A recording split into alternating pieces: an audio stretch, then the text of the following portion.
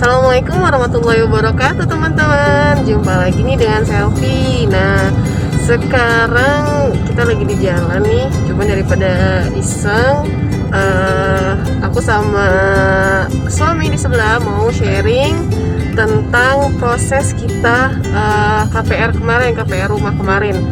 Mungkin ini bisa penting juga buat teman-teman semua yang saat ini mau ngambil KPR rumah, terus juga yang masih bingung prosesnya itu seperti apa dan hal apa aja sih yang mesti kita perhatiin ketika kita mau memilih rumah gitu. Nah, yang pertama aku mau nanya nih, apa sih sebenarnya yang mesti kita perhatiin sebelum kita itu memutuskan untuk oke nih kita pilih rumah yang di sini gitu. Pertimbangannya itu apa aja sih biasanya? Jadi yang pertama itu kita nyari beberapa opsi rumah dulu tuh. Jadi tetap ya kita sini perbandingan rumah satu dengan rumah yang lainnya atau rumah satu dengan rumah yang lainnya tuh. Jadi yang pertama tuh itu kita coba searching dulu atau bisa juga go show kan ke lokasi itu. Jadi kita komparasi dari sisi harga, spek dan yang lain-lainnya. Terus yang pertama sih itu cari perbandingan itu dulu sebelum ke detail kita survei ya. Berarti lebih banyak tempat yang kita kunjungin atau lebih banyak perumahan yang kita kunjungi itu lebih bagus sih sebenarnya ya. Iya, jadi banyak pilihan. Banyak opsi ya. Kalau misalnya untuk pemilihan speknya sendiri itu pertimbangannya tuh apa yang jadi pertimbangan kita sebenarnya, yang paling penting kita pertimbangkan tuh apanya gitu kalau mau ngambil rumah itu? Yang pertama sih biasa umumnya di orang-orang properti ya. Ini yang pertama tuh lokasi, kedua lokasi, ketiga tuh lokasi. Jadi sih biasanya tuh yang jadi perhatian orang tuh lokasi perumahan kita ya. Apakah strategis atau enggak strategis di sini, misalnya aksesnya itu bisa bisa dekat kemana sih, apakah ke jalan tol untuk pengguna mobil kan, atau enggak misalnya ke stasiun kereta api untuk pengguna kereta, atau misalnya dilalui angkutan umum lainnya, misalnya angkot, atau misalnya dekat ke terminal bis dan yang lainnya. Jadi itu yang jadi faktor yang kita ini pertimbangan ya. Jadi lokasi, selain itu terkait lokasi juga bisa dilihat apakah bisa diakses mobil atau enggak, kendaraan roda 4 atau enggak gitu. Berarti ininya ya akses jalannya. Akses jalannya ya. minimal bisa diakses mobil gitu, walaupun misalnya cuma satu mobil saja. Jadi seenggaknya bisa diakses kendaraan roda 4 lah. Walaupun mungkin kita masih belum punya kendaraan roda 4, tapi kan mungkin ada kemungkinan nanti entah itu teman atau saudara yang mau berkunjung mungkin ya, kita masih pertimbangkan itu juga gitu ya. Dan lokasi ini sangat berpengaruh juga terkait terhadap harga rumah. Harga rumah ya. Semakin strategis itu semakin tinggi nilainya. Seenggaknya bisa memenuhi 3 tadi tuh, misalnya dekat ke tol atau kereta api, atau pilih salah satunya. Tergantung kebutuhan kita apa ya. Betul. Misalnya kalau kita lebih sering pakai kendaraan mobil, misalnya roda 4, berarti cari yang lebih dekat tol gitu ya. Kalau kita lebih sering menggunakan kereta, berarti cari yang lebih dekat stasiun gitu kan. Karena mungkin ada aja ya perumahan yang dekat ke semua akses gitu kan, kayak yang sekarang kita pilih di PDR itu ke semua akses itu cukup dekat, ke tol, ke stasiun cukup dekat sebenarnya. Cuman mungkin ada beberapa perumahan yang hanya beberapa aja gitu, hanya salah satu misalnya cuma dekat ke tol tapi ke stasiunnya agak jauh gitu kan. Tinggal disesuaikan aja dengan kebutuhannya kita gitu. Nah, kalau tadi kan dari sisi aksesnya gitu kan, pertimbangan aksesnya itu tergantung dengan kebutuhan kita. Terus kalau dari sisi spesifikasi bangunannya misalnya, apa sih yang mesti kita lihat gitu kan, sebagai kalau aku pribadi kan kayak orang awam nih, nggak ngerti nih gitu kan. Kalau kayak kemarin kan diskusi sama kamu mungkin lebih ngerti gitu kan. Tapi kalau mungkin untuk orang-orang awam gitu kan, yang suami istrinya sama-sama nggak paham tentang spesifik bangunan gitu kan, gimana sih biar kita tuh nggak sampai dibohongin gitu sama developernya gitu. Jadi pertama kalau untuk spesifikasi ya, pertama harus dipastikan dulu tuh antara yang di brosur dengan yang di lapangan tuh sama. Makanya pentingnya survei itu. Jadi kita kenalin dulu nih yang di brosur apa aja. Misal di brosur tuh ada, kalaupun ada istilah-istilah asing yang baru banget ngeh atau tahu, oh ada istilah ini misalnya, kita nggak ngerti gitu ya, kita nggak ngerti, jadi kita googling dulu. Jadi supaya nanti komunikasi, kalaupun ada yang ditanyakan ke pihak developernya itu, kita masih nyambung lah gitu ya gitu. Jadi pelajarin dulu speknya apa aja. Dari situ kan kita juga bisa ngukur kan, oh ini kelas spek ini tuh masuknya standar atau itu udah masuk premium misal speknya tuh. Kita bisa googling dulu gitu. Nanti biar bisa ngukur harganya itu sesuai nggak sih dengan spek yang dikasih gitu ya. Betul. Jadi kita bisa ini juga, bisa apa namanya, sebenarnya nggak sampai dibohongin sih sama developer. Cuma kadang kan kalau kita kadang nggak paham itu loh, maksudnya kadang-kadang suka ngerasa ih kok kayak gini sih, ternyata padahal sebenarnya developer nggak bohong, hanya kitanya yang nggak paham gitu kan, minim pengetahuan. Kita berekspektasinya kalau spesifikasi seperti itu kayak gimana, tinggi gitu kan, tapi ternyata memang hasilnya tuh memang seperti itu gitu kan, kayak gitu kan sebenarnya. Berarti memang dari kitanya sendiri mesti upgrade pengetahuan ya sebelumnya. Jadi dari situ juga kita bisa ngukur nih kebutuhan rumah kita itu yang seperti apa sih. Misalnya apakah rumah standar itu, misal standar ada yang berdasarkan harga rumah, misalnya harga rumah misalnya 400 juta ke bawah, itu spek yang standar itu seperti apa sih. Harga rumah yang 400 ke atas itu speknya itu seperti apa. Jadi kita bisa ngukur, kalau kita misalnya punya budgetnya 400 ke bawah, berarti kan dari kitanya jangan mengharapkan spek bangunan itu yang ini yang mewah gitu. Jadi dari situ juga kita juga harus ini juga tuh, jangan apa namanya, semacam pemahaman juga tuh kita gitu. Jadi dia rumahnya 400 jutaan, sadarnya misalnya pakai hebel, misalnya aluminium dan yang lainnya. Ya udah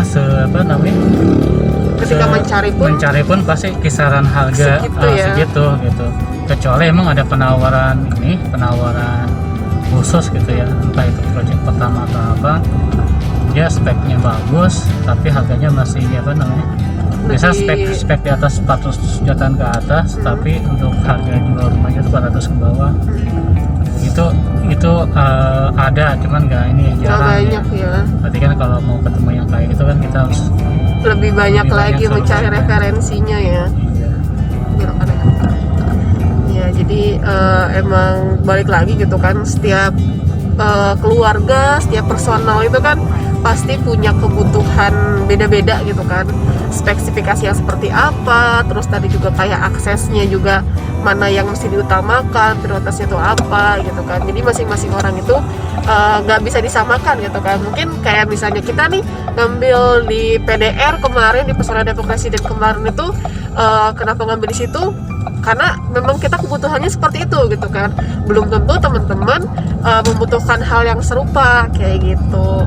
Jadi kembali lagi sesuaikan dengan kebutuhan masing-masing. Cuma kita hanya sharing gimana apa aja sih yang mesti teman-teman siapkan gitu kan sebelum memutuskan untuk memilih perumahan gitu kan, untuk memilih suatu rumah kayak gitu, supaya teman-teman nggak tadi gitu kan, nggak merasa dibohongin. Padahal sebenarnya developer nggak bohong nih gitu kan, cuman karena kita minim pengetahuan tapi kita ngerasa kayak kok kayak ngerasa dibohongin ya gitu kan, padahal sebenarnya enggak gitu. Jadi jadi biar kita juga nggak seuzon gitu kan sama baik itu developernya atau mungkin nanti pihak pihak banknya gitu kan nanti.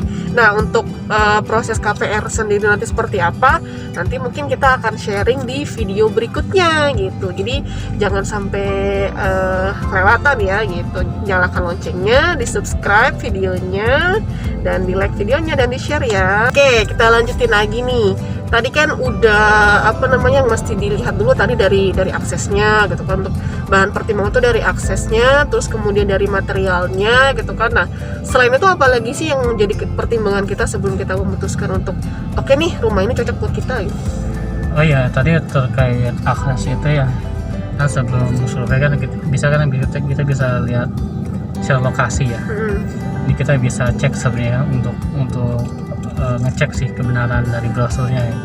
Misalnya dia bilang oh ini ya deket tol, jadi kita minta share lokasi, kita cek di Google Maps radius perumahan itu bener gak sih ada tol, bener gak sih ada ada mall kah atau rumah sakit atau stasiun. Jadi bisa dicek juga tuh di Google Maps kan.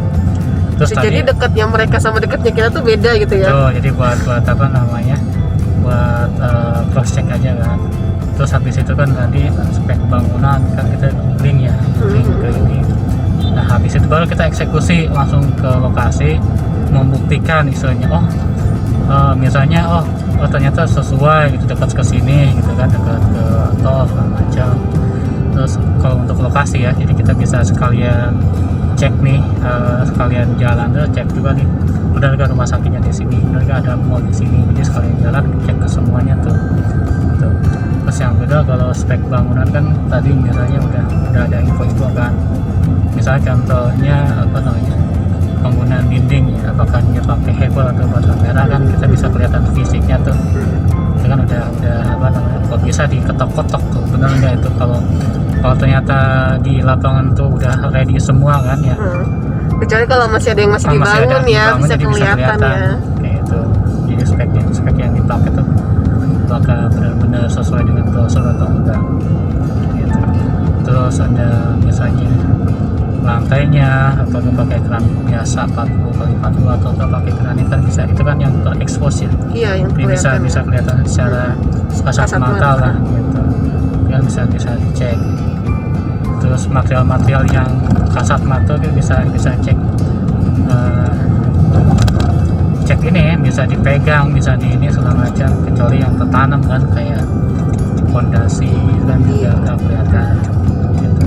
Berarti emang ketika kita mau survei rumah itu memang harus benar-benar disiapkan waktu khusus ya. Betul. Nggak bisa kayak nyambi abis kesini deh gitu kan.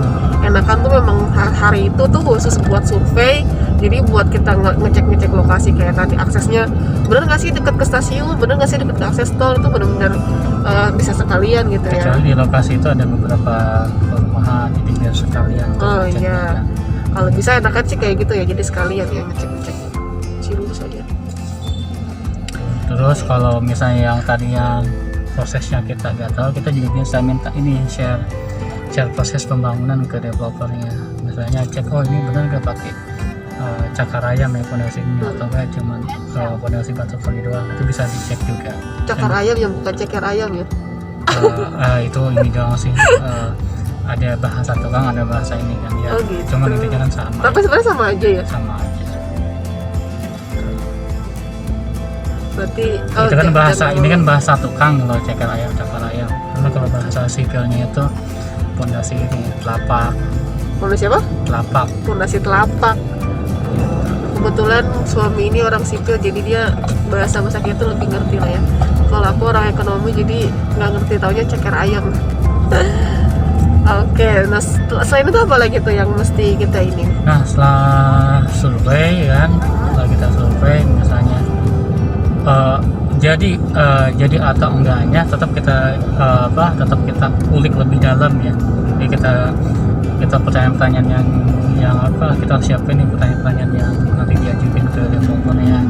Misalnya spek tadi udah bisa kita cek, lokasi udah bisa kita ukur kan. Terus yang lain-lainnya tuh kita dapat apa aja sih dari developernya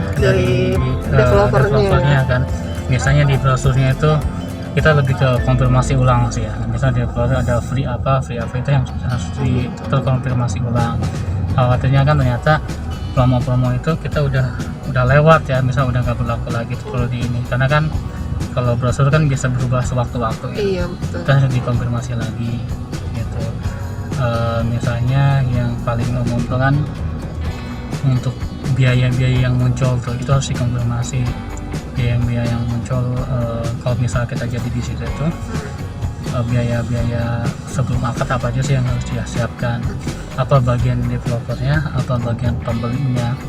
Itu jangan sampai kan kalau di browser kan misalnya free ini ternyata ada biaya-biaya tambahan yang sebenarnya emang dari sisi developer juga emang nggak disebutin itu include ya, kitanya nggak tanya gitu kita ya. nggak tanya gitu. Jadi dikonfirmasi aja, jadi apa aja sih biaya-biaya yang harus kita siapkan di awal. Jangan sampai ini aja kan kita udah suka sama lokasinya, suka sama rumahnya gitu, karena ternyata ada biaya tambahan yang nanti dulu deh gitu kan. Iya.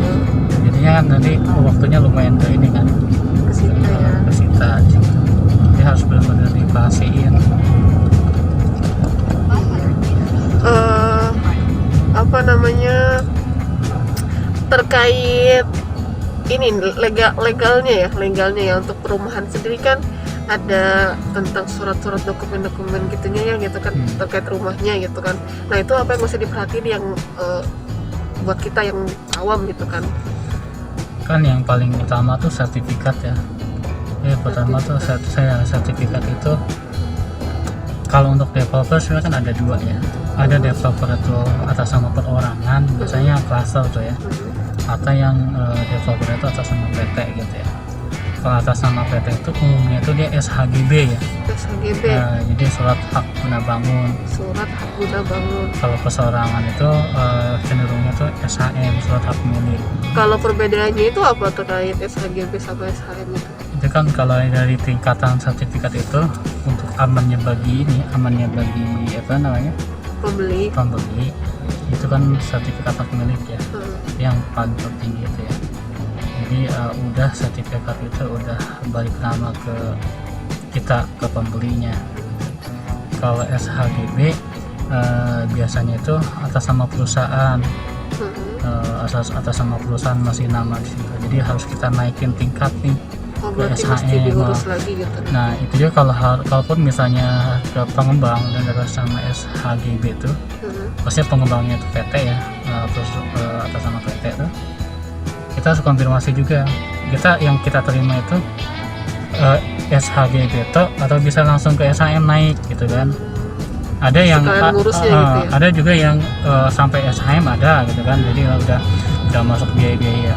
Ada juga ternyata yang developer tertentu tuh balik nama itu atau ke tingkat SHM itu sendiri. Jadi juga yang kayak gitu kan. Berarti itu juga jadi salah satu pertimbangan juga buat kita ya. Jadi sebisa mungkin sih langsung SHM, jadi kita gak perlu ngurus lagi karena repot urusnya ya. Yang kedua ya biar sekali ini aja. Iya juga kan itu ya. Jadi sekali di depan aja ngurus-ngurusnya. Sampai nih. Terus yang selain selain sertifikat, kita juga harus harus terima IMB ya, izin mendirikan bangunan. Itu IMB, jadi bahwa bangunan itu ada izinnya gitu. Itu harus dipastiin juga. Kalau bisa jangan IMB induk, jadi udah IMB per unit bangunan. Gitu. Ya pertama untuk keamanan bangunan kita, bahwa udah segala proses konstruksinya itu udah ada izinnya ya. Itu yang pertama. Yang kedua sebenarnya untuk jangka panjang sih IMB itu. Jadi kalau untuk biasanya kita mau renov ya, kalau ngerenov kan bikin baru ya. Misal kalau kita mau melakukan pembiayaan ke bank itu harus ada IMB kayak gitu. Jadi kalau misalnya disekolahkan ya, bisa disekolahkan untuk bikin usaha baru atau lainnya, syaratnya itu selain sertifikat ada IMB juga. Makanya sebisa mungkin IMB itu udah dapat dari sekarang gitu. Kalau nanti misalnya udah ada bangunan terus IMB-nya belum ada, ya mau gak mau harus urus, karena bangunannya udah ada berarti kan nanti kena denda gitu. Oh gitu. Jadi ada denda karena bangunannya udah jadi. Harusnya kan IMB kan Sebelum ya. sebelum Karena kan namanya dibangun. juga izin mendirikan bangunan gitu kan. Iya. Oke. Berarti yang pertama itu tentang sertifikat tadi di awal, terus yang kedua itu IMB. Selain itu ada lagi nggak Udah sih dua hal itu sih. untuk mereka? Kalau PBB sih otomatis ya, kalau dia apa namanya, kalau dia udah balik nama ke kita, PBB juga atas nama kita. Itu biasanya sih bilang untuk tahun apa berubahnya itu nanti di tahun ke depan gitu ya, tahun kemudian. Karena untuk PBB yang jualan sekarang itu sama transaksi itu udah dibayarkan developer ya. Berarti itu aja ya yang jadi pertimbangan kita untuk memilih perumahan yang akan kita pilih gitu kan. Tadi yang pertama untuk akses, lalu yang kedua tadi terkait spesifik bangunannya, lalu kemudian yang ketiga tadi terkait legalitasnya gitu kan. Tadi itu tiga itu ya yang utama kita perhatikan dulu gitu kan. Dan jangan lupa mungkin teman-teman buat sharing ya ke teman-teman, jangan malu untuk sharing ke orang-orang terdekat gitu kan, minta pertimbangan dan lain sebagainya gitu kan, supaya lebih menggali lagi gitu kan informasi yang kita nggak tahu juga jadi tahu gitu kan, kayak gitu. Jadi jangan malu untuk sharing ke teman-teman yang mungkin sudah lebih dulu melakukan KPR gitu kan, udah lebih dulu pengalaman dan lain sebagainya gitu kan, bisa sharing ke teman-teman tersebut gitu kan, kayak gitu. Oke, mungkin di video kali ini kita cukupkan dulu karena kita juga alhamdulillah udah sampai ke tempat tujuan. Next video kita akan bahas terkait apa aja sih yang masih kita siapin ketika kita sudah pilih rumah dan kita melakukan KPR gitu kan. Nah, sekian dulu di video kali ini. Terima kasih atas perhatiannya. Makasih juga ya udah sharingnya. Assalamualaikum warahmatullahi wabarakatuh. Dah.